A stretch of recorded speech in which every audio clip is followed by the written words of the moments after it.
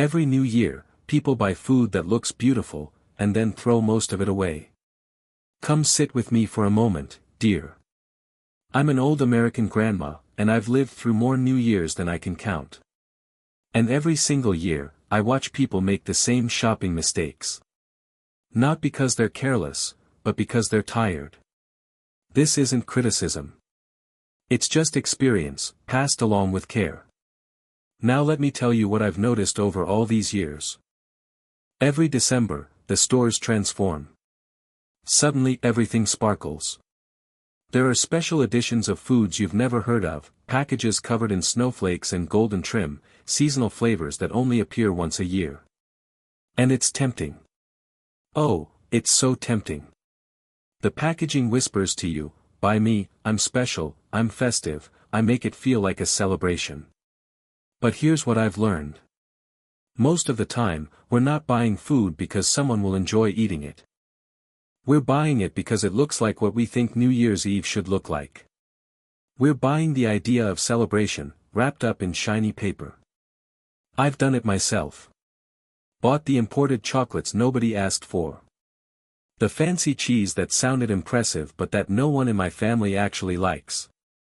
The artisan crackers with flavors like fig and prosciutto when everyone in my house prefers plain butter crackers with a bit of sharp cheddar.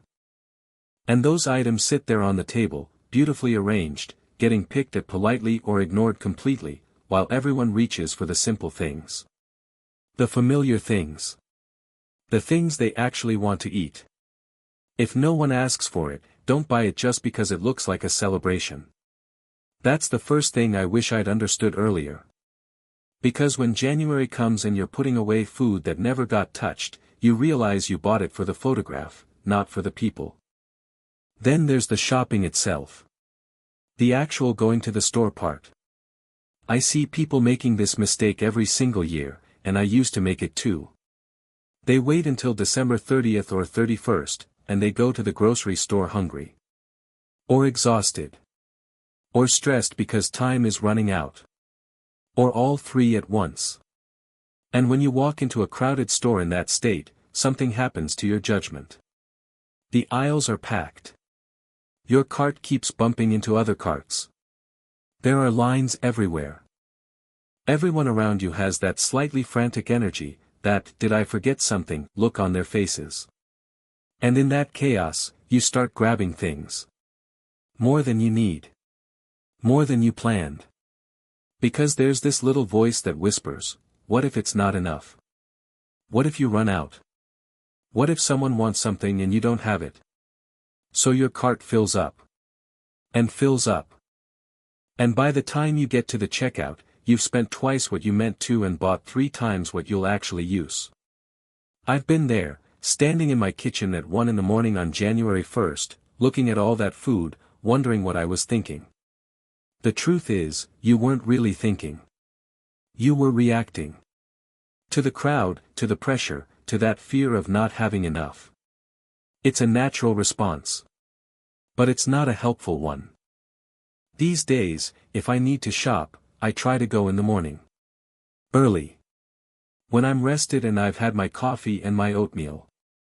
When the store is quieter and I can actually think about what I'm buying instead of just filling the cart to feel secure. And speaking of filling the cart, let me tell you about another mistake I see constantly. People buy drinks. Lots of drinks. Just in case. Just in case someone wants it. Just in case there's not enough. Just in case people stay longer than expected. But here's the thing. If you're buying something, just in case, and nobody actually asked for it, you probably don't need it. What you end up with is bottles and bottles of things sitting in your pantry or refrigerator for months, taking up space, eventually getting poured down the sink or given away or thrown out because they went flat or nobody wanted them in the first place. I'm not saying don't buy anything to drink. I'm saying buy what people actually want, in reasonable amounts. Ask ahead if you're not sure. But don't buy 6 different options because you're afraid of running out or looking unprepared.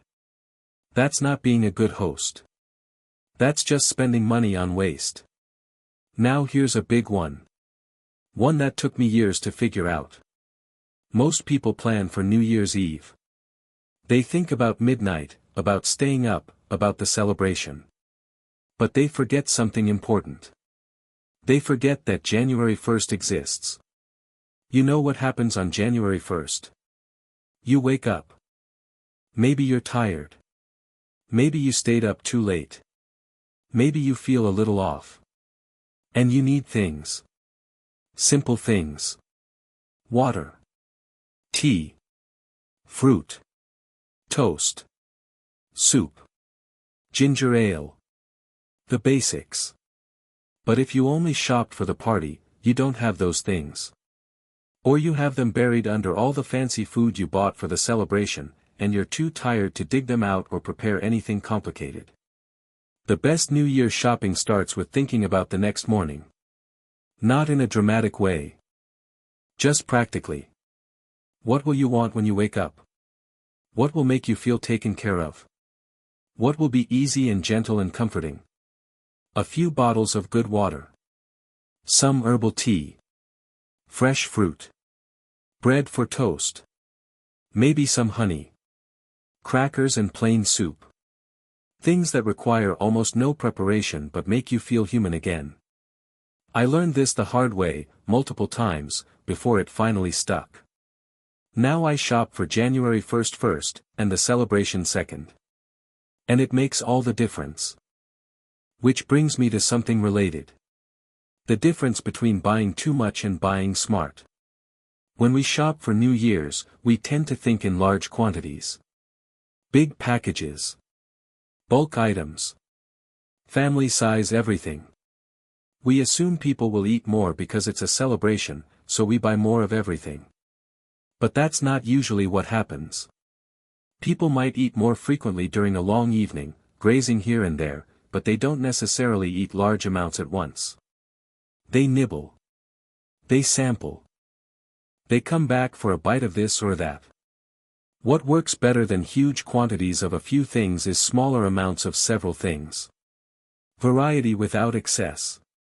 A small wheel of cheese instead of a giant block. One type of good cracker instead of 5 types.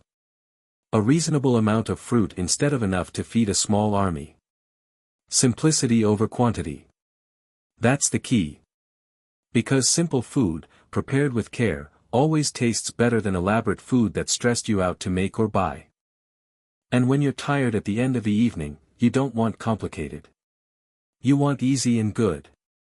And while we're talking about what makes the evening actually comfortable, let me mention something people forget all the time. The comfort items. Everyone focuses on the impressive food, the special drinks, the fancy desserts. But they forget the things that actually make an evening feel good. Plenty of napkins. Warm drinks like tea or cocoa for people who don't want something cold. Familiar foods mixed in with the special ones. And it's not just about food. It's about the atmosphere. A soft blanket on the couch. Candles that smell nice but not overwhelming. Good lighting that isn't too bright. Small things that make people feel welcome and relaxed instead of like they're attending a formal event.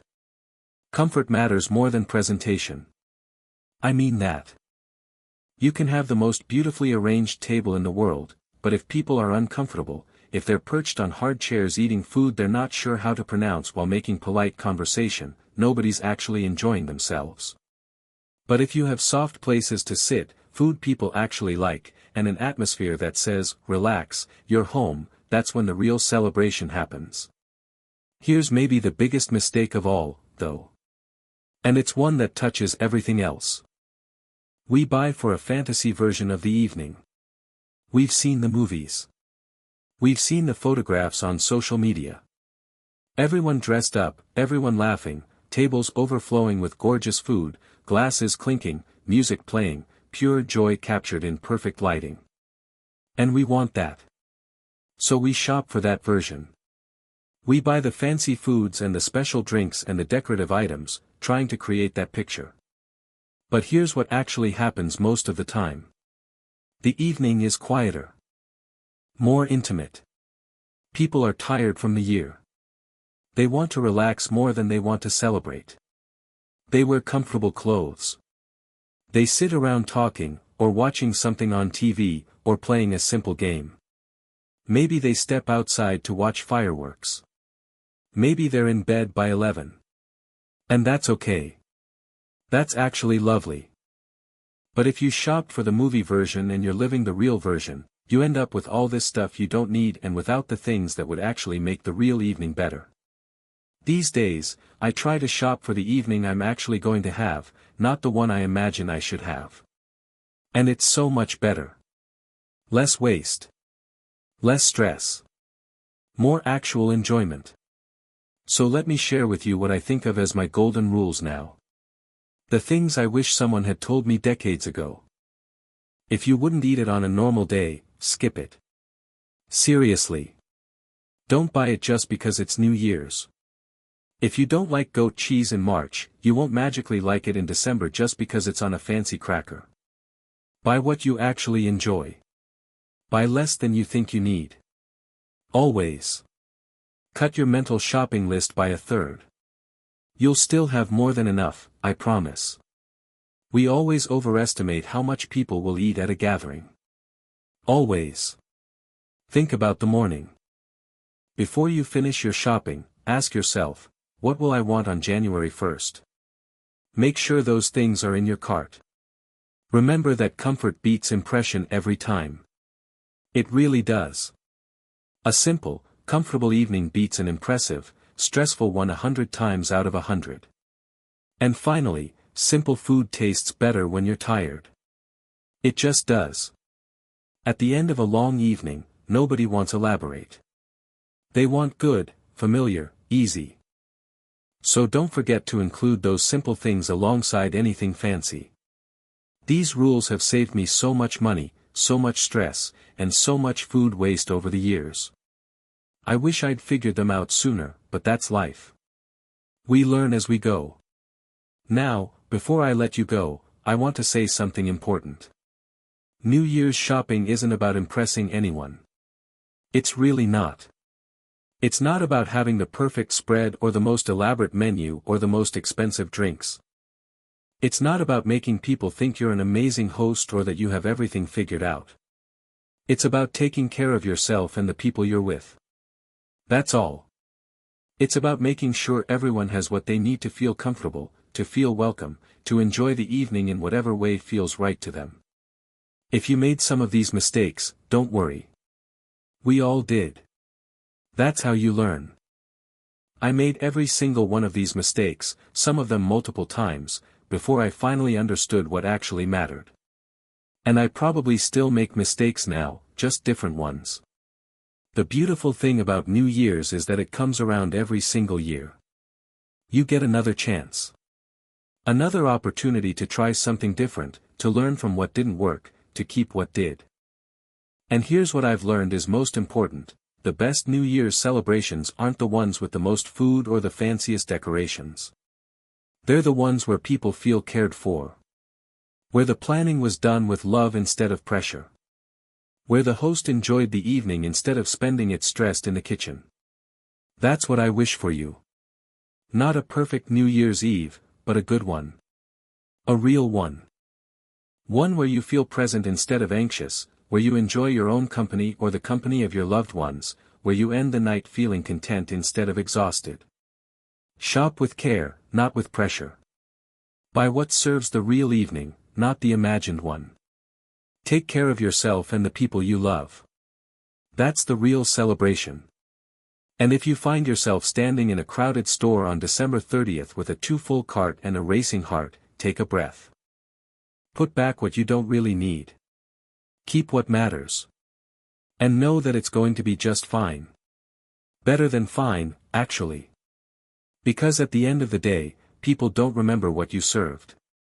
They remember how they felt. And if they felt comfortable and cared for and welcome, you've already given them the best gift possible. Now go on. Make your list. Shop early if you can. Keep it simple. Take care of yourself. And have a wonderful new year, however you choose to spend it. You're going to do just fine, dear. I'm sure of it.